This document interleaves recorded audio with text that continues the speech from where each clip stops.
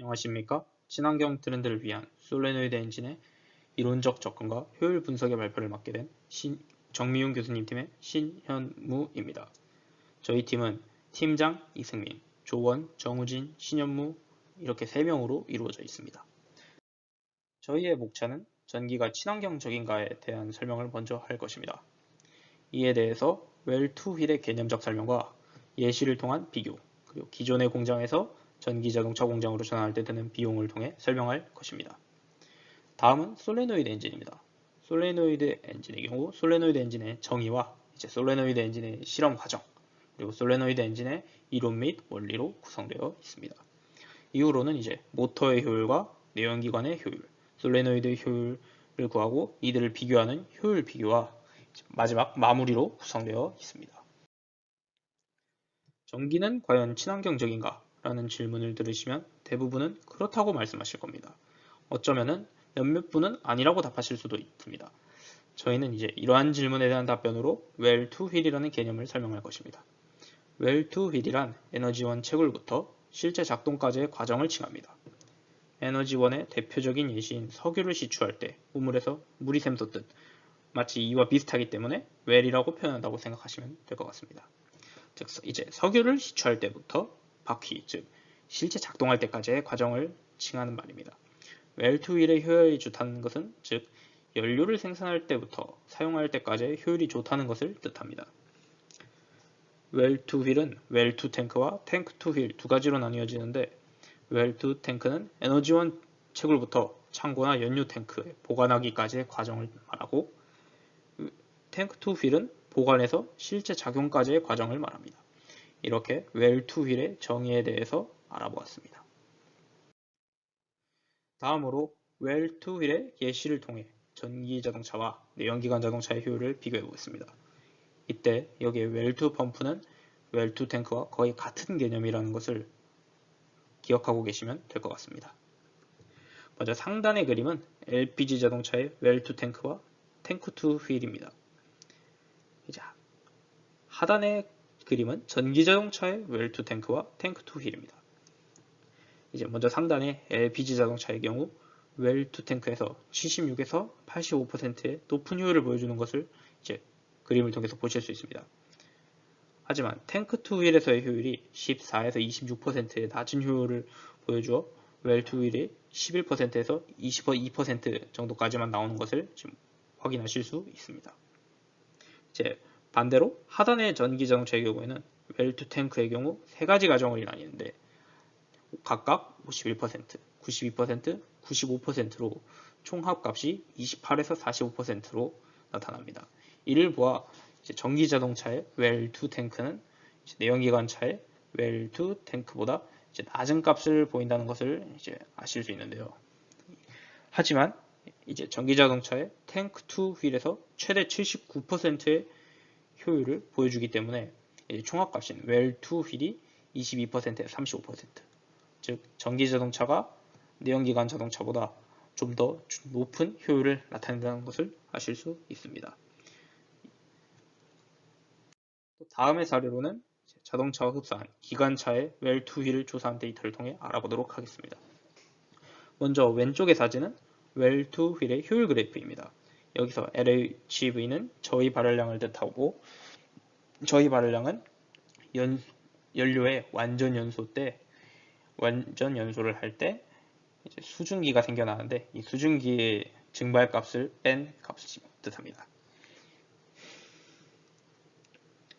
붉은색으로 표시한 쪽이 전기자동차의 효율이고 검은색이 디젤로 구동되는 내연기관차를 뜻합니다. 붉은색은 각 나라나 도시에서 웰2 휠의 효율을 보여주고 있습니다. 오른쪽 그래프는 CO2의 배출량 그래프이고 역시 마찬가지로 각 나라나 도시의 전기기관차와 내연기관차로 나누어져 있습니다. 여기서 그래프를 전체적으로 보시면 전기기관차와 내연기관차의 웰2 휠 효율 차이는 캘리포니아를 제외하고는 전체적으로 그냥 비슷하다고 보시면 됩니다.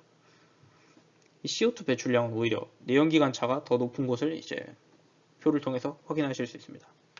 여기서 캘리포니아가 유독 웰2 효율이 높고 CO2 배출량이 적은 이유는 원자력 발전 및 천연가스 발전, 재생에너지 발전 비율이 다른 곳에 비해서 높기 때문입니다.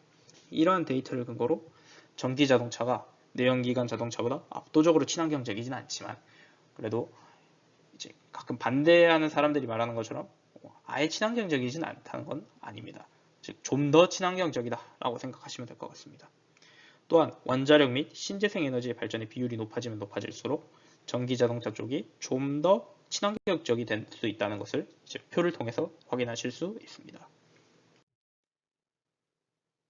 다음 예시도 전기기관차와 내연기관차의 웰투일 효율을 1대1로 비교한 자료입니다.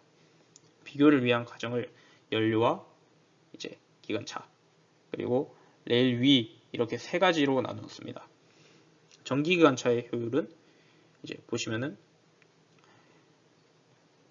연료에서 100% 그리고 기관차 쪽에서 차량 내 엔진이 95% 그리고 차량의 효율이 76% 그리고 레일 위, 즉 총 효율이 76%가 나오는 것을 확인하실 수 있습니다.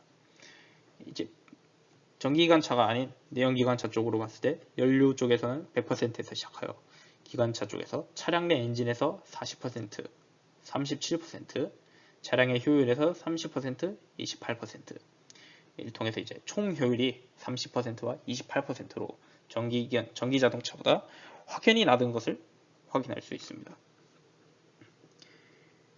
이를 통해서 이제 전기자동차의 웰투휠 효율이 내연기관 자동차보다 훨씬 높고 좀 더 친환경적이다 라는 것을 알 수 있습니다. 이제 지금까지 얘기한 것을 통해 전기자동차가 효율 면에서나 환경적인 면에서보다 내연기관 자동차보다 좀 더 우수하다는 것을 확인하였습니다. 하지만 전기자동차를 생산할 때 새로운 공장이 필요할 것임을 이제 알 수 있습니다. 막대한 비용이 드는 것 또한 자원의 손실이며 환경에도 좋은 영향을 미치지는 않을 것이기에 전기자동차의 공장 설치 비용에 대해서 한번 알아보도록 하겠습니다. 이제 다음 그림들은 전기자동차 공장 건설에 드는 비용들입니다. 미국 조지아주에서는 새로운 공장을 세우기 위해 6조 3천억 원을 투자하였다고 하네요.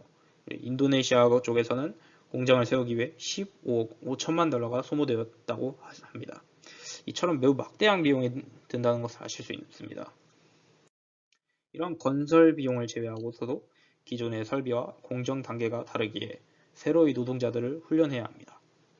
노동자를 훈련시키는 것 또한 비용과 시간이 많이 들 것이기 때문에 따라서 공장 신설 비용과 숙련군 훈련 비용 등 매우 많은 비용과 시간 그리고 이동안 투입된 자원의 소모를 봤을 때 만약 내연기관 자동차의 구동 원리와 매우 흡사하지만 이제 구동 자체는 전기로 구동할 수 있는 파워플랜트를 만든다면 비용과 자원을 절약할 수 있을 것이라 생각하여 이제 뒤이어 설명할 솔레노이드 엔진을 구상하게 되었습니다. 이제 솔레노이드 엔진에 대해서 설명하겠습니다. 솔레노이드 엔진이란 내연기관을 베이스로 기존 내연기관과 같은 공정 과정을 가졌지만 전기를 에너지원으로 하는 전기구동 엔진입니다. 오른쪽의 사진에서 이제 구리선으로 쌓여있는 것이 솔레노이드며 여기에 전기를 흘려보내주게 되면 피스톤이 운동을 하게 되며 엔진이 구동하게 됩니다. 이제 솔레노이드 엔진의 실험 과정인데요. 지금 이제 보시면은 마우스로 움직인다고 보실 수 있는데 저희가 아직 완성되지 않은 초기 버전이라서 그런 것임을 감안해 주시면 되겠습니다. 보시면 이제 이렇게 움직이는 것을 확인하실 수 있고 이제 보시면은 이제 솔레노이드 완성형 버전인데 오른쪽에 있는 것을 이제 CAD로 구현한 형태입니다. 지금 보시면 이제 값을 세팅해 주면은 이제 그 값에 세팅된 출력을 내보내는 것을 보실 수 있습니다.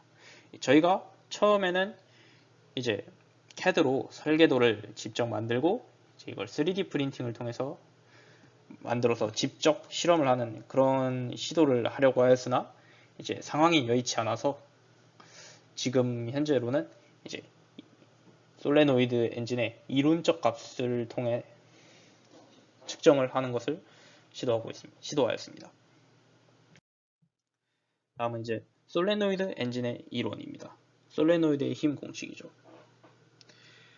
솔레노이드의 힘은 이제 보시는 바와 같습니다. B는 I, μ0, N, 식으로 이루어져 있는데, 이때 비선형 물체의 에너지식을 사용하여 솔레노이드의 자기장을 이제 보시는 바와 같이 에너지로 변환시켜 줍니다. 그러면은 UH는 2μ 제로분의 B 제곱 V가 됩니다.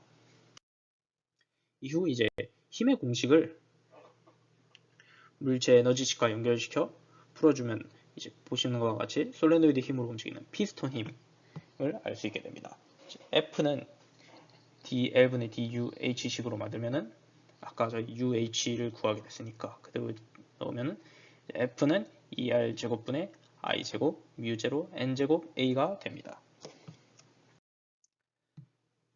이제 피스톤 힘에서 커넥팅 로드를 통해 크랭크 샤프트까지 힘이 전달되는 원리를 알아보겠습니다.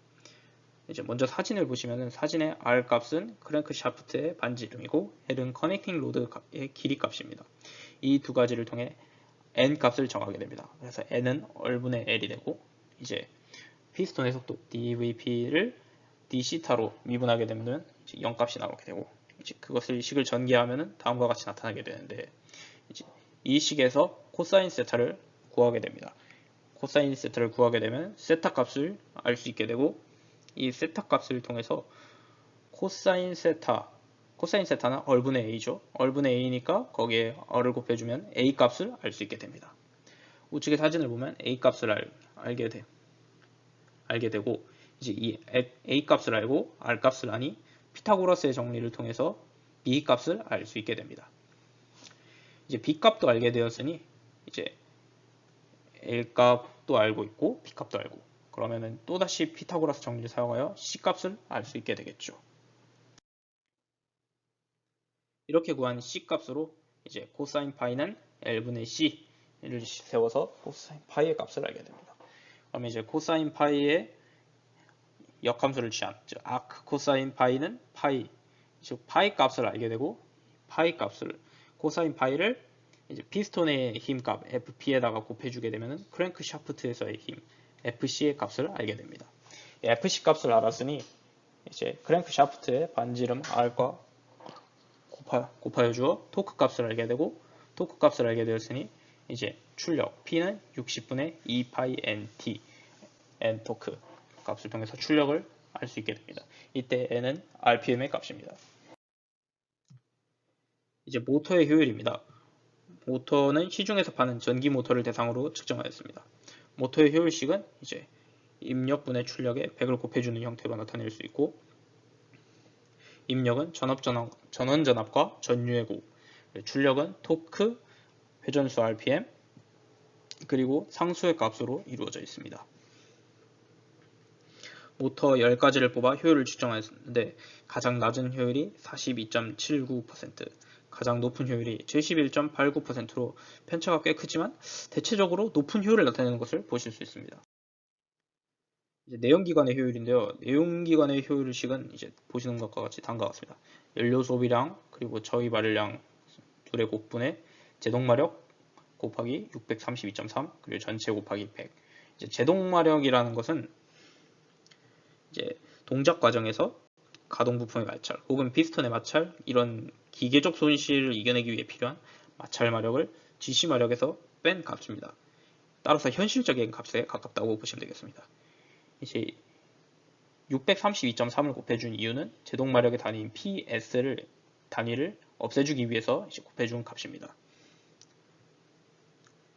이제 원래 목표는 저희는 자동차의 엔진을 측정하고자 하였으나 이제 현실적으로는 무리가 있다고 판단하였고 그래서 이제 시중에서 파는 예초기의 엔진을 측정하였습니다. 이제 7개의 모델을 뽑아서 측정하였고 가장 낮은 효율이 19.24%, 가장 높은 효율은 32.67%로 전기 자동차보다 낮게 나타나는 것을 보실 수 있습니다. 마지막으로 솔레노이드의 효율입니다. 솔레노이드의 효율식은 모터와 거의 비슷하지만 이제 출력 값이 아까 솔레노이드 엔진의 이론 부분에서 알게 됐던 그 출력 값으로 바뀝니다. 이제 값은 6개를 측정하였고 가장 낮은 값이 5.26%, 가장 높은 효율 값은 20.52%가 나타남을 이제 보셔서 알 수 있게 됩니다. 이제 세 가지 효율을 비교한 표를 한번 확인하도록 하겠습니다. 한눈에 봐도 이제 모터가 가장 효율이 높고 그 다음이 내연기관, 마지막으로 솔레노이드가 이제 효율이 가장 낮은 것을 보실 수 있는데요. 이를 통해서 솔레노이드가 가장 효율이 낮고 이제 모터나 내연기관이 지금 쓰인 데는 이제 이유가 있다는 것을 알 수 있습니다. 마무리 결론으로 효율 비교를 통해 솔레노이드 엔진보다는 모터나 내연기관의 효율이 더 좋다는 것을 알 수 있다 라고 얘기했었고, 이제 이러한 낮은 효율의 개선 방안으로 솔레노이드의 피스톤을 자석으로 바꾼다던가 혹은 가문수를 늘려 솔레노이드의 힘을 늘린다던가 하는 방안이 있습니다. 이제 내연기관과는 달리 폭발 행정이 없기 때문에 솔레노이드의 소형화가 좀 더 쉬울 것으로 예상되며, 모터의 경우와는 또 달리 모터의 경우에는 수많은 코일이 있기 때문에 이제 정비가 좀 힘들겠지만 솔레노이드는 이제 그러한 부분이 없기 때문에 이제 단점이 없습니다. 그런 단점이 없습니다. 또한 내연기관의 행정을 눈으로 보기 쉽다는 장점이 있습니다. 이제 이러한 점들을 바탕으로 내연기관에서 전기자동차로 넘어가는 지금의 상태에서 솔레노이드 엔진은 교육적 자료로서의 활용, 그리고 미래 기술의 발전에 따른 효율 증가를 위해 연구할 가치가 있는 것으로 보입니다. 지금까지 친환경 트렌드를 위한 솔레노이드 엔진의 이론적 접근과 효율 분석이었습니다.